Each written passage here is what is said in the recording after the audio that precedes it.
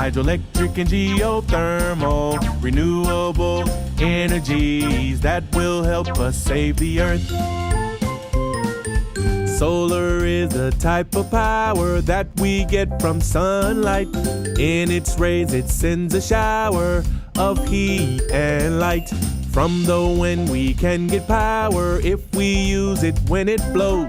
The spinning windmills like a tower that makes energy flow. Solar and wind, hydroelectric and geothermal, renewable energies that will help us save the earth. Hydroelectric power is generated from the water when it flows. It goes through rivers and we take it to move turbines like a hose. Geothermal power is generated from the planet and its heat. And even though not many know it, it's actually very neat. Solar and wind, hydroelectric and geothermal, renewable energies that will help us save the earth. Solar and wind, hydroelectric and geothermal, renewable energies that will help us save the earth. Solar and wind, hydroelectric and geothermal, let's make use of all of them so that we can save the earth.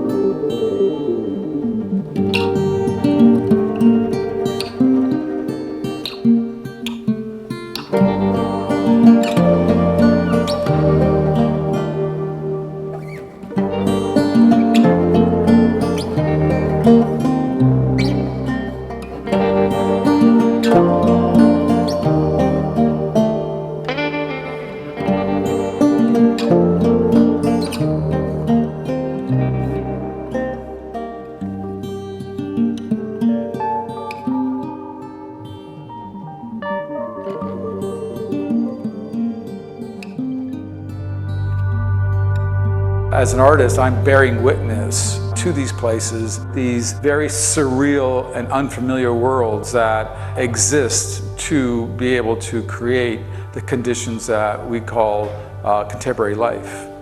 I travel the world and have been traveling the world for over 40 years, looking at how we as humans are reshaping our planet. Extractive industries like mining, quarries, deforestation, and trying to capture them within single frames and also now within motion picture, and to try to tell the story about how we as humans, the dominant species of the planet, are reshaping the planet. I did a whole shoot on some of the purest and most biodiverse coral in the whole world off of Komodo Island in Indonesia.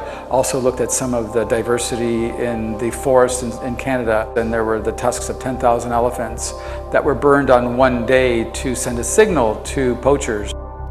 What I think art can do is say, look, here it is, this is what it looks like. We're all part of this landscape. We've all partake of the things from this landscape. And a lot of times people say, well, why are you showing these disasters in such an aesthetic way? And I'm saying, these aren't disasters. This is business as usual.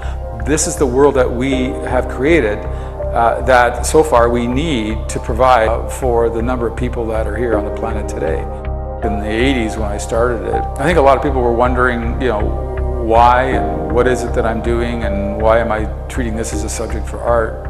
But now, in the last decade, the conversation has stepped up as we start seeing more and more evidence of climate change. More and more people are recognizing that this is something that is being brought on by human activity. I do believe that people are getting it. My hope is that as people become far more aware and start changing their own behavior, so will go governments and so will go corporations. I don't see myself as an environmentalist per se. I've never taken a course on the environment. I didn't study it at school. I'd rather see the images that I make as points of departure for a more complex conversation about, so now that we're here, what do we do? It's a different way to engage with the problem without saying, you know, you're good and you're bad, but it's like, but we're all in this together. Finally, new rule, next time Apple wants to do something truly innovative and really think different, they should try not releasing a new phone. Because somebody has to teach Americans that we don't always have to have something new or better every year, or in the case of our upside-down economic system, every quarter. The only people who really need you to get a new phone every year are the shareholders. But just because they need to sell it so they can jerk off the stock price doesn't mean you have to stand in that nerd line and buy it. You're not early adapting. In fact, quite the opposite, you're taking too long to catch on. Controversial. I think the existing environmental movement is going to be the last to come around to the story in this film.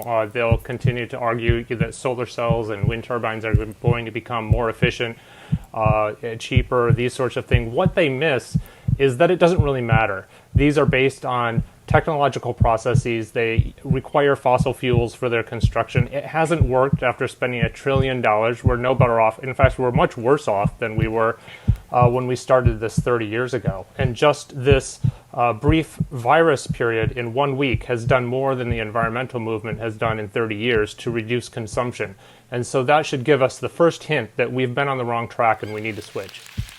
Americans keep asking, why doesn't our economy work for people like me? Because it's not designed to. Because somewhere along the way, we bought into this insane idea that everything always has to get bigger, especially sales. Having a really good year and then just repeating it, not good enough. In corporate America, the stock market is the tail that wags the dog. Growth, only growth is the only thing that ever matters. Better than last quarter. Beat expectations. Eat more hamburgers. You know, this is so much bigger than climate change. You know, we've eaten 90% of the fish in the ocean. Half of the wildlife have disappeared in the last 40 years, primarily because of expanding logging and agriculture.